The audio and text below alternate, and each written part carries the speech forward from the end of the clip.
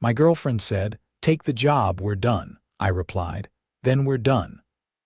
Then I accepted the Seattle offer, moved out while she was at work, walked into court with receipts instead of tears, and I just smiled because she still doesn't know how the twist hits. She said, "If you take that job, we are done. I am not leaving Chicago." I said, "Then we are done." Months later, she is facing a small claims judge crying about emotional damages while I am sitting in my Seattle corner office watching the stock options I earned hit their first vesting milestone. I am Ryan, 30 years old, data analyst turned director of analytics, and I am writing this from my new apartment with a view of Puget Sound because apparently choosing my career over an ultimatum makes me the villain in someone else's narrative. Look, I need to get this out because what happened after I left Chicago is honestly insane. And I am still processing how someone I lived with for 3 years turned into a completely different person the moment I stopped letting her control my decisions. So, here is what went down. 5 years together, Claire and I, 3 years living together in her dream apartment near her job, her parents, her bar studio, basically her entire universe. I loved her. I really did. But looking back now, I am realizing how much of my life had slowly gotten reshaped around what Claire wanted. The apartment we chose had to be walking distance to her work, our vacations, always visiting her family in Wisconsin or her college friends in Minneapolis. Even the car I bought last year, she vetoed the Honda I wanted because it wasn't safe enough and pushed me toward the Subaru because her dad said Subarus hold their value. I didn't think much of it at the time. Relationships are about compromise, right? Plus, Claire always had really good reasons for her preferences, and she would get this hurt look when I would suggest alternatives. Like I was being selfish for even bringing up what I wanted. Then this director position opened up at a health tech startup in Seattle. Machine learning applications for patient outcomes, equity package, salary jumping from $82,000 to $210,000. I mean, this was life-changing money. The kind of opportunity that comes maybe once in a career. When I told Claire about the interview, she was quiet for a long time. Then she said, "You are not seriously considering this." I said, "I was definitely considering it. This was my field, my expertise, my dream role." That is when she dropped the ultimatum. "If you take that job, we are done. I am not leaving Chicago. My friends, my bar studio, my parents, they are all here. If you loved me, you would stay." I tried to compromise long distance for a year while she figured out a transition, flying home every month. Hell, I even offered to rent 2 places so she could visit whenever she wanted. She refused everything. It was ultimatum or nothing. That night, lying awake next to her, something clicked. This wasn't about the job. This was about the fact that in 5 years together, every major decision had gone her way. And now, when something mattered this much to me, she wasn't even willing to discuss alternatives. I realized I had become someone who needed permission to pursue opportunities in my own career. So I made my choice. Without telling Claire, I accepted the position, quietly found a sublease in Seattle through a company contact, arranged for movers to pick up my personal stuff while she was at work, left behind all the furniture we had bought together since it was mostly her taste. Anyway, the morning I left, I put an envelope on the kitchen counter with 2 months' rent, my key, and a letter that said, "You told me if I took the job, we were done. I believe you." Here is where it gets weird, though. I thought this would be hard but straightforward. I expected tears, maybe some angry texts, probably some mutual friends taking sides, normal breakup stuff.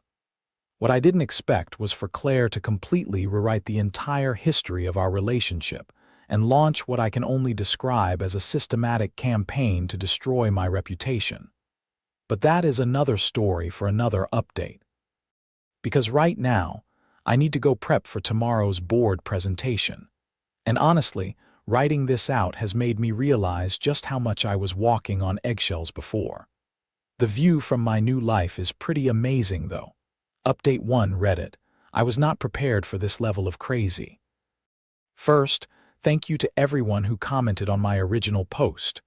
Reading your responses made me realize I wasn't losing my mind, and honestly, I needed that validation because the past week has been absolutely bonkers. So, I am settled into corporate housing in Seattle. The new role is incredible. My colleagues are smart and collaborative, and I am already contributing to projects that could genuinely improve patient outcomes. This is exactly the kind of work I have wanted to do since grad school. But back in Chicago, Claire has apparently decided that since I am not there to control anymore, she's going to control the narrative instead. It started with Instagram stories. Crying selfies with captions like "Sometimes you realize the person you thought loved you was just using you," and 5 years of supporting someone's career just to be abandoned when it is convenient. Then came the posts about being financially abused by someone who drained our joint savings and left me with nothing. Now, here is the thing that is making me absolutely furious. We never had joint savings. We split everything 50/50 the entire time we lived together. I have Venmo receipts, bank statements, everything. Claire insisted on keeping finances separate because she said it was more modern and independent. But her version of events is that I was some kind of financial parasite who lived off her generosity, and then abandoned her the moment I got a better offer. Her parents started calling me. First, her mom crying about how Claire is devastated and financially destroyed. Then her dad emailing me demanding I send Claire $40,000 as a transition settlement because I benefited from her emotional labor and household contributions. I ignored them, but then Claire escalated. She showed up at my mom's house. My mom, who lives 2 hours outside Chicago and has nothing to do with any of this. Claire sat on the porch crying for 3 hours, telling my mom that I was emotionally abusive, that I isolated her from her friends, that I controlled her finances, basically painting herself as the victim of some elaborate manipulation scheme. My poor mom called me totally shaken, asking if there was something about our relationship she didn't understand. That is when I sent her the screenshot of Claire's ultimatum text, the one where she explicitly said, "If I took the job, we were done." My mom read it and immediately said, "Oh, honey, she lied to me about everything." But here is the part that really gets me. Our mutual friend Emily texted me yesterday with information she thought I should know. Apparently, Claire has been telling people that I drained our joint savings account and left her financially ruined. Emily asked Claire for details, and Claire claimed I had access to her personal account and took money without permission. But when Emily pressed for specifics, Claire got defensive and changed the subject. The thing is, I have proof of every financial interaction we ever had. Every split dinner, every utilities payment, every time one of us covered something and got paid back later. I kept everything because I am naturally organized, not because I was planning for this psychotic breakdown. Then yesterday, Claire filed a small claims lawsuit against me. I got served at my new office, which was embarrassing as hell. She is claiming emotional damages and unpaid domestic partnership obligations to the tune of $8,000. My new company's legal team offered to help me respond, which is honestly incredible of them. They looked at the filing and basically said it is completely frivolous, but I still have to show up to court in 3 weeks. The part that is really messing with my head is how completely she has rewritten reality. In her version of events, I am this manipulative user who planned to abandon her all along. She has completely erased the ultimatum. The years of compromising on everything she wanted. The fact that she explicitly chose ending our relationship over even discussing the possibility of long distance. I am starting to understand why people talk about gaslighting like it is this insidious thing, because for a minute, they're listening to her soba story secondhand through my mom. I actually wondered if I was remembering things wrong. But I have the texts, I have the proof, and I have a life in Seattle that is already better than anything I had in Chicago. Still, I cannot believe someone I loved for 5 years is capable of this level of manipulation and dishonesty. Update 2 Reddit. I am back and you are not going to believe what happened in court. So, the court date finally arrived. I flew back to Chicago because apparently you cannot handle small claims remotely. Took a day off my new job, which honestly felt surreal because my colleagues were like, "Go handle your personal stuff. We have got this." Instead of guilting me about missing work, Claire showed up with a binder, like a full 3-in binder of printed screenshots, highlighted text messages, and what I can only describe as a manifesto about our relationship. Her dad came with her acting as her representative, because apparently this was too important for her to handle alone. My company's legal team had prepped me with a simple folder: bank statements showing separate accounts, Venmo history showing split payments, screenshots of the ultimatum conversation, receipts for the rent and deposit I left her.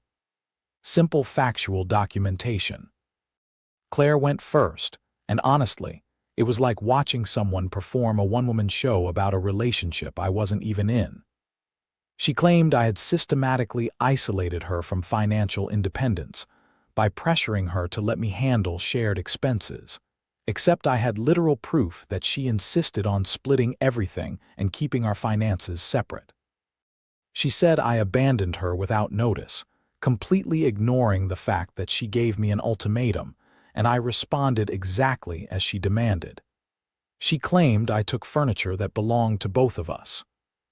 But when the judge asked for receipts proving joint ownership, she had nothing because I left everything behind specifically to avoid this kind of drama. Her dad kept trying to interject with speeches about moral obligations and what a real man would do until the judge told him to sit down and stay quiet. When it was my turn, I just handed over the documents, bank statements, texts, receipts. The judge read through everything in about 5 minutes. Then he asked Claire directly, "Miss Morrison, can you show me any evidence of joint financial accounts or agreements?" She stammered something about implicit understandings and emotional investments. He asked, "You have documentation showing Mr. Peterson agreed to provide ongoing financial support." She started crying and said the relationship itself was an implied contract. The judge looked at the ultimatum screenshot and asked, "Is this your phone number, Miss Morrison?" "Yes, but and did you send this message telling Mr. Peterson that if he took the job the relationship would be over?" I was upset. "I didn't mean did you send this message?" "Yes, case dismissed." 15 minutes total. Claire completely lost it, screaming about how the legal system doesn't protect women, how I manipulated the evidence, how this proves that men can just abandon their responsibilities without consequences. Her dad had to physically escort her out of the building while she sobbed. But here is the real kicker, the part that actually shocked me. After court, I grabbed coffee with Emily before my flight back to Seattle. She told me something that honestly made my blood run cold. Claire had been calling my old boss trying to get me blacklisted from Chicago tech companies. She told him I was emotionally unstable and had left her in financial ruin, and that he should warn other employers about my pattern of irresponsible behavior. My old boss, who has known me for 4 years and had always respected my work, apparently listened to her whole speech and then called me. The email was waiting when I got back to Seattle. "Ryan, I got a very strange call from Claire today. I wanted you to know that her behavior was completely inappropriate and honestly made me concerned about her mental state. Also, if you are ever interested in remote contract work, we would love to have you consult on our machine learning projects. Your departure was a loss for us." So Claire's attempt to destroy my professional reputation not only failed, it actually resulted in additional work opportunities. Meanwhile, things in Seattle are fantastic. I started seeing someone actually Maya. She is a UX researcher at a different company. We met through a professional networking event. We disclosed to HR immediately because my company has policies about workplace relationships, and everyone's been completely professional and supportive. Maya knows the whole Claire situation. And her response was basically, "Wow, you dodged a bullet." She cannot understand how anyone would give someone they love an ultimatum like that instead of trying to work together on a solution. It is honestly refreshing to be with someone who approaches problems as partnership challenges instead of zero-sum competitions. Next update will probably be the final one because Claire seems to be running out of ammunition, and I am running out of patience for this drama. The view from my new life keeps getting better. Final update. Okay, Reddit, this is it, the final chapter in the Claire saga. And honestly, it is so perfectly awful that I had to share it. First, the good news. Seattle is incredible. The job is everything I hoped it would be. We just got approval for a project that could genuinely save lives. And my stock options hit their first vesting milestone last month. Maya and I are talking about getting an apartment together, which feels healthy and collaborative in a way that is totally different from how things were with Claire. But Claire, oh man, Claire couldn't just let this go. Her social media campaign completely collapsed. That GoFundMe she started for starting over after financial abuse raised $62, mostly from relatives who felt bad for her. Her boutique job fired her for missing shifts while she was processing trauma and posting crying selfies from the bathroom during work hours. I thought that would be the end of it. I was wrong. 2 weeks ago, Claire flew to Seattle. She showed up outside my apartment building at 700 in the morning, looking like she hadn't slept in days, demanding that we have a real conversation about our relationship. I agreed to meet for coffee in public, because honestly, I wanted to understand what was happening in her head. Part of me was still hoping there was some explanation that would make sense of the past few months. We sat in a Starbucks, and Claire cycled through what felt like a rehearsed list of manipulation tactics. First, I was just testing you. I wanted to see if you would fight for us. I said you filed a lawsuit against me, Claire. That wasn't a test. Then we could start over here. I could find work in Seattle. We could build something new. I said, you spent 3 months telling everyone I am an abusive financial manipulator. There is no coming back from that. Finally, you owe me something after wasting 5 years of my life. That is when I lost patience. I said, I didn't waste your time, Claire. You chose to give me an ultimatum instead of working together on a solution. Every consequence that followed was the direct result of that choice. When it became clear I wasn't going to cave, she shifted tactics completely. Fine, she said. Then I will ruin your reputation here too. I will make sure everyone at your company knows what kind of person you really are. I looked at her across that coffee shop table. This person I had loved for 5 years and realized I was seeing her clearly for the first time. Not upset, not hurt, not heartbroken, just cold and calculating and willing to destroy someone for not giving her what she wanted. I said, you tried that in Chicago, Claire. People figured out the truth. Do it here and you will just prove exactly why I left. That is when Maya walked into the coffee shop we had planned to meet for lunch, but she was early and saw us through the window. Mia walked over, introduced herself politely, and asked if everything was okay. Watching Claire's face when she realized I had already moved on with someone confident and independent who doesn't consider partnership a zero-sum game was honestly devastating to witness. Claire stared at Maya for a long moment, then looked back at me and said, you will regret this. But her voice was different.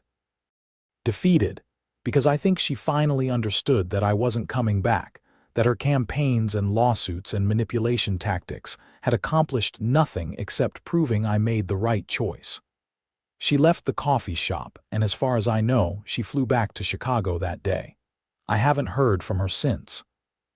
The last I heard through mutual friends. She is dating some crypto guy and posting Instagram stories with captions like survivor and rebuilding from toxicity and learning to trust again. I don't wish Claire any harm. I hope she finds happiness and learns to build relationships that don't require controlling other people's major life decisions. But I am also incredibly grateful that I chose my future over someone who saw love as a tool for getting compliance. Because here is what I learned from this whole experience. When someone gives you an ultimatum, believe them. They have already decided their love is conditional. They have already chosen control over partnership. And the right person, the person you are meant to build a life with, doesn't hold your future hostage to get what they want. The right person says this is scary. And I don't love the idea of long distance, but let's figure out how to make this work because your dreams matter too. The right person doesn't file lawsuits when you choose growth over stagnation. The right person doesn't try to destroy your professional reputation out of spite. Meyer and I are looking at apartments with mountain views next month. My company just approved the budget for the Phase 2 trials that could help thousands of patients, and every morning I wake up in Seattle. I am grateful that I chose the life I wanted instead of the life someone else demanded I accept. Sometimes the most loving thing you can do is refuse to be controlled. Thanks for following this journey, Reddit. Here is to building futures instead of burning them down.